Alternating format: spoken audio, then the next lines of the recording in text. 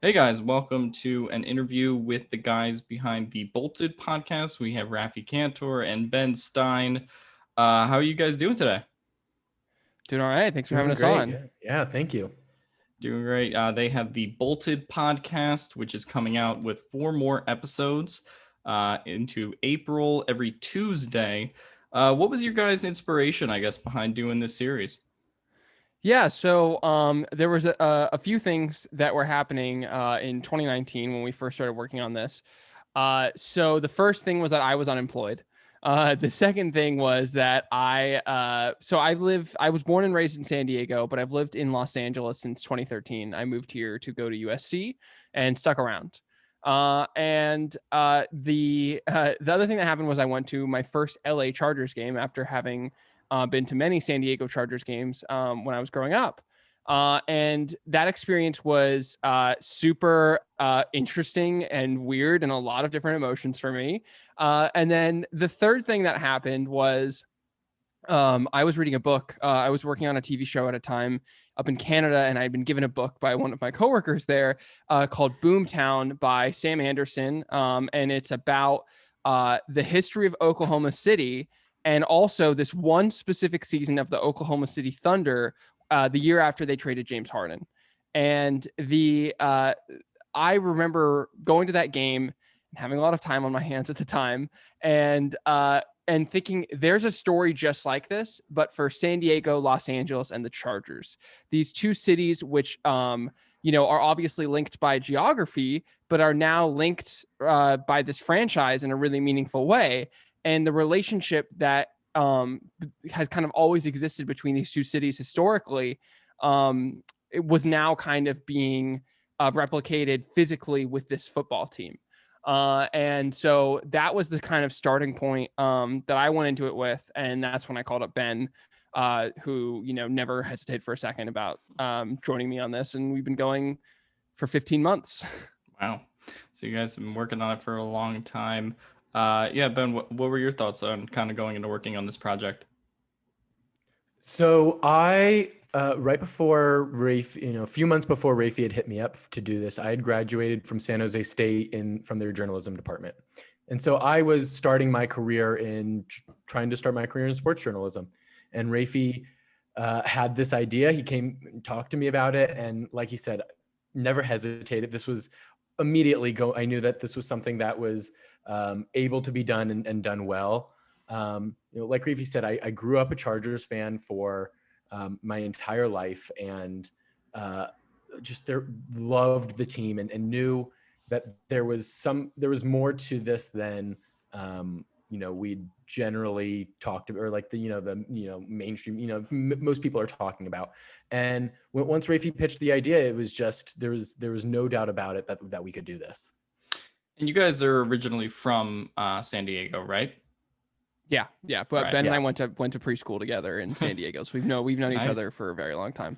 Nice. So when the Chargers did move initially, what were kind of your thoughts and reactions? Because I remember, I'm from New Jersey and Philadelphia, so I have no connection to the Chargers or California.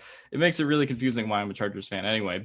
But yeah, I was just thinking because there was a video of people burning Chargers gear in the middle of the city that day, and people were very conflicted. So what were your guys' thoughts? Were you sort of still following the team and wanted to become a fan of the still of the Chargers, or were there any conflicting emotions?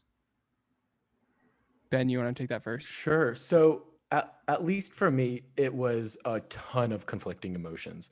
It was, well, first off, one of the things that Rafi and I have talked about in our series, or people talk about in our series, but we know is people in San Diego do not like LA, and it's just kind of something that is taught and ingrained from a very young age, and it's so when they first announced, it wasn't just that they were leaving but going to LA. It was an immediate, there's no way I could support this team. And I was confused and frustrated because like I said, I loved the Chargers and I'd put so much time and energy into them that just going away cold turkey was not a possibility. And so I actually told my dad the very first week, I said, okay, I'm still going to watch the team, but I just won't let them hurt me the way that they would every week if they would lose. And then they lost and I was hurt really bad. It ruined my week. And so I said, maybe I really am. Maybe I'm still a Chargers fan. Maybe I care more about the franchise than the city that they were playing in. And after there was a few seasons, it was just a bunch of back and forth of, do I care as much or am I forcing it?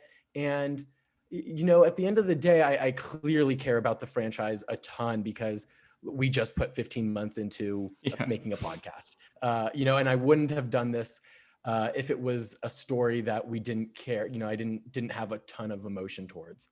And I still will pay attention to the team and I still follow all the rumors and the acquisitions and everything. But there's definitely something that's different than when they were in San Diego.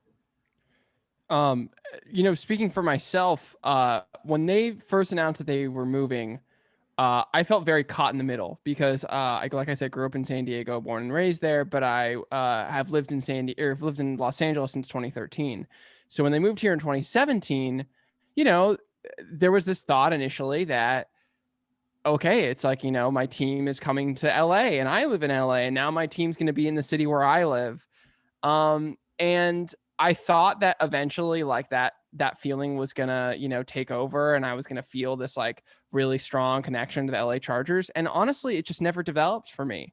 But I clearly, like Ben said, I clearly still care because I spent all this time. And Alex, talking briefly, you said that you're from like Philly, New Jersey-ish area.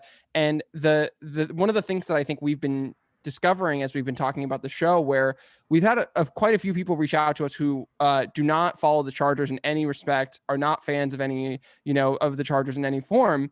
But the way people plug into it is if you're from a city like Philadelphia, or you're from a city like Milwaukee, or a city that is a big city, and like has a lot of culture and pride in and of itself, but lives in the shadow of a much larger city that is close by. So New York in Philly's case, or Chicago in Milwaukee's case, there is this kind of, little brother, little sister dynamic that plays out between these cities that it's just kind of, inescapable.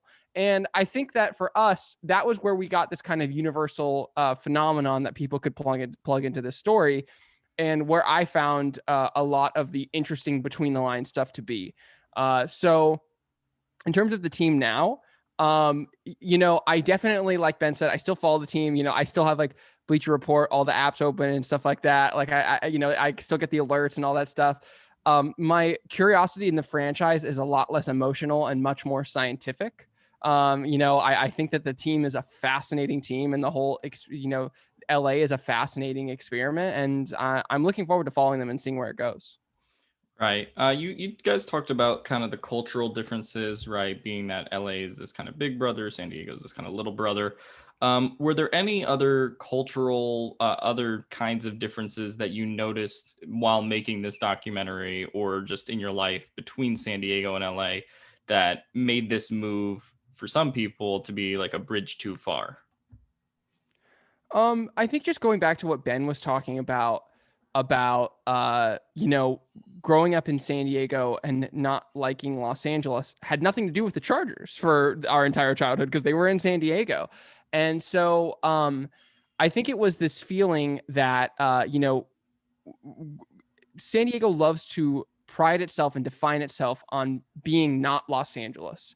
It's, oh, there's so much traffic up there and the weather's just as good here. And, oh, it's so smoggy and then this and that and the other. But then there's also this feeling of like, well, why does LA get all the cool stuff? And so I think that, in talking to people for the show, one of the things that we had always said when we were making this is we don't want to do a project that you could just go to Twitter and find the usual BS of, the San Diego people hating on the Chargers and the LA people hating on the San Diego people and the da. Like there's like, that's Right. not like, you can, like you said, we can go find that on Twitter. We wanted to find something that was new and unique and original. And one of the things that we found is there is this war in San Diego that's been going on long before the Chargers came to San Diego and will continue long after they left. And that is between the people who want San Diego to remain a sleepy little beach town and the people who want San Diego to be a big city, and in the context of this story, an NFL city. And right now, the people who want San Diego to be a sleepy little beach town are winning and are continuing to win. And this show is as much about San Diego's identity crisis as a city and not having that much of a tangible identity outside of being not Los Angeles as it is about a football team and all of that stuff. Right. And you guys were making this documentary obviously for 15 months. So were there any things that you learned, or maybe you previously thought something and then that totally changed by the end of the documentary? Yeah, one thing that I repeatedly talk about is how incredible the Chargers social media team has been. It was something that I didn't really know or understand prior to doing this project, but just through talking to people and then obviously observing it myself, just the different memes they post and the way that they keep the team relevant just on social media and outside of the NFL.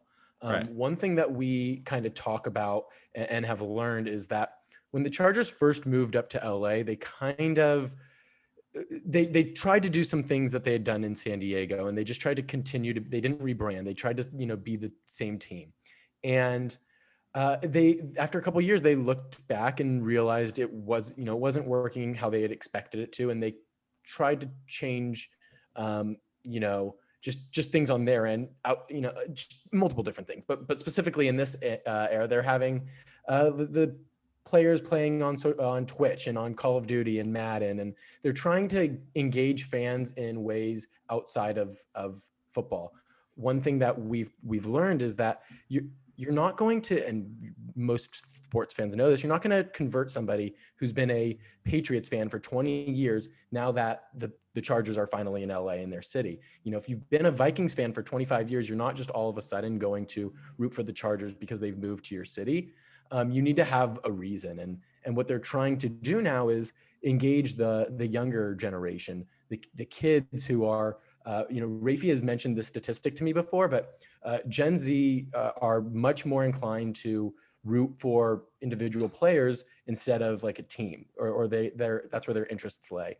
And so you might be able to find somebody who likes Justin Herbert because he's the offensive rookie of the year, even if they don't care about the Chargers. Or you might find somebody who likes Austin Eckler because they play video games with him on Twitch. And because of that, they'll bring him into watching them on Sunday. And that's just, I think, something they didn't try to do in San Diego. And Raphie, I don't know if you want to just add any details or if you have any other observations, but.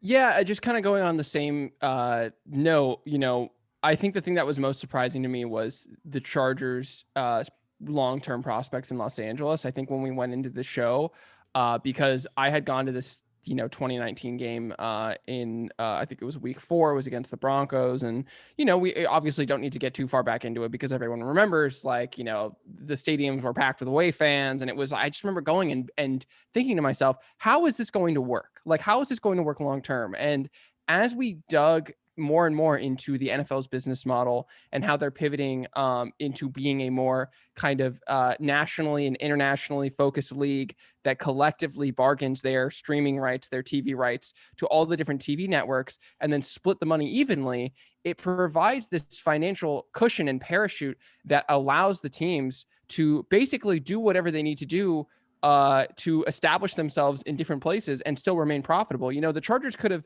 moved to Las Vegas and they would have been fine. And I actually think that they also would have been a potentially more interesting move. Or they could have moved to the moon and they would have been fine because they have so much money coming in by just being an NFL team. And because of that, and because of this now, being a little bit more humble and realizing, like Ben said, that they need to pivot and target younger fans who are going to be paying Chargers fans in 5 years, 10 years, 15 years, and also having, frankly, a really, really sweet deal locked in at SoFi where they have to pay very little money and have a rent of $1 a year to stay there. I think that long term, they are actually going to be very secure in Los Angeles and, may find their footing there. Right. And, everybody kind of knows the major players, I guess, in the move to LA, right? You have your Dean Spanos and you have your Roger Goodell. Who are some of the other people that you kind of learned about in the process of making this documentary that maybe the average Chargers fan or average sports fan wouldn't know? Well, I think a lot of this depends on your age and when you started following the Chargers. One of the people we talked to extensively for the show was this guy named Mike Aguirre, who was the city attorney in San Diego in the mid 2000s. And if you grew up in San Diego or you've been following the team since that early time, those kind of Schottenheimer years, Aguirre was this guy who kind of played. He saw himself as being the people's advocate in San Diego at a time when the city was really financially unstable. But that was also the same time that the Chargers first tried to build a stadium on the site of what used to be Qualcomm Stadium. And, Aguirre almost single-handedly took it down. And so for us to get to talk to him, I think that was super great. Obviously, I think a lot of Chargers fans know who Ryan Leaf is. Right. We talked to Ryan Leaf extensively for the show. He gave us a lot of his time. He was really candid. But I think one of the things that also is underrated is that he was playing for the team at a time when they had a deal in place with the city of San Diego called the ticket guarantee, which essentially said that the city guaranteed the Spanos family that they would buy any seats that were left unsold at Qualcomm Stadium anytime they didn't have any, they didn't have a sellout. And because the team was really bad during that time, there were years where the Chargers, where the city was buying thousands, if not tens of thousands of Chargers tickets on the taxpayer's dime. And that created a lot of mistrust, distrust, bad blood. And this is back in the late 90s and early 2000s. And so when you talk about this story, one of the things that was so rewarding for us is that as we went further back and further back and further back in time, we realized that there was stuff to be learned that affected everything that would happen later down the road. And so, if you listen to our show, the first date that we mentioned in the show is 1850, which is the date that San Diego and Los Angeles were both incorporated in the state of California. And this relationship really began. And so those are two kind of people that come to mind. I don't know, Ben, if you have any others. I think Mike Aguirre was probably the biggest name that would that would answer that question. I think the other main one that it's a different perspective, but we've talked to a few players who played on both the final couple of years of the Chargers in time in San Diego and the first couple of years of their time in LA. And while they didn't have the same, they weren't trying to get to LA or find a new stadium to be built or whatever in the same way as some of the executive positions were, but their perspective of the team in the last couple of years in San Diego was, and just talking about what was going on in San Diego and how they felt, was something that I hadn't previously seen or heard. And so I think it was just very telling of the time in every, both sides of that story. Yeah. Right. And you guys had an interesting interview, I thought, with Arash Merkazi, and he something he said for a while and also said on your podcast is his belief is the Chargers should have completely rebranded when they came to LA, and that obviously is very different than what they actually ended up doing. Do you think that kind of would have worked, or what were your thoughts on sort of that idea? I think it would have had two different effects. The first is that it was an olive branch to Los Angeles if they would have done it. If they had approached them and said, if they approached LA and said, we want your input, we want you to tell us, what you think the team should be called, and, get buy-in from the community. One team that launched in LA that I thought did a really good job was LAFC, Los Angeles Football Club in the MLS, who they were announced, I want to say in 2014 or 2015, but they didn't start playing until 2018. And they used that time to kind of go into communities and, specifically the Latino community in LA, and build a really, diehard following before they had ever kicked off a game. Obviously, the Chargers didn't have that kind of time on their hands. But the other thing that happened by not rebranding was that, the Chargers brand had been so inextricably tied to San Diego that I think it made it more difficult for them to transition to LA. And it made the animosity between San Diego and LA a little bit more apparent, because it really felt like it was San Diego's team playing in LA. And if they had kind of done like maybe what the Oklahoma City Thunder did, or the Montreal Expos did when they moved and became the Washington Nationals, and left the name and the history behind, we saw the same thing in Baltimore, in Cleveland, when the Browns moved initially and then got a team a couple of years later. All that franchise history and stuff remained in Cleveland. And so even though the team was gone, it was a different interaction that Cleveland had with, they became the Cardinals, right? The Arizona Cardinals. That they, had a different relationship with the Cardinals than I think they would have had if they had just become like the Arizona Browns. So I think it would have been, it sounds silly now, but I mean, San Diego Chargers are the LA Chargers. So, it's to each their own. And doing this research, I don't know that we have a great answer on if they would have actually rebranded, what the outcome would be today. But I remember when they first announced that they were going to LA, and people were talking about, should they become the Southern California Chargers? Should they become, just the California Chargers? How should they change? And I remember having, should they change their team name and everything? I remember having conversations with family and friends about, if they change away from the Chargers, that's going to take away everybody from San Diego, because then it's no longer a team that used to be in San Diego. It's a team that used to play for San Diego, but is no longer trying to keep any ties. And so right. I do think that, as sideways and backwards as it might have been, this rebrand a non-rebrand might have saved whatever percentage of fans in San Diego they did. And so at the end of the day, I don't know that a total rebrand would have helped immediately. I do think that a total rebrand would have made it a more like cleaner break, so that LA could have just taken the team and been like, okay, now it's ours. Right. And I think that you guys have hit on like the fact that the NFL has so much of this TV money that at the same time, it's like, you can have 0 people at the game or 100,000 people at the game, and it's still kind of the same bottom line in a sense, right? Obviously they lost money due to the pandemic this year, but the overall framework has kind of stayed in place to the point where the Chargers could be on the moon or they could be in Los Angeles. And one thing that I kind of wanted to ask was, do you think that something like this, being that the NFL is this, big TV sport, do you think something like baseball, for example, right? Let's say the San Diego Padres went to LA, or something like that. Do you think that because that game is more regional, that it wouldn't have worked out as well as it projects to for the Chargers? Yeah, I think it's the NFL prints money. You know what I mean? Like, it's like it doesn't really matter.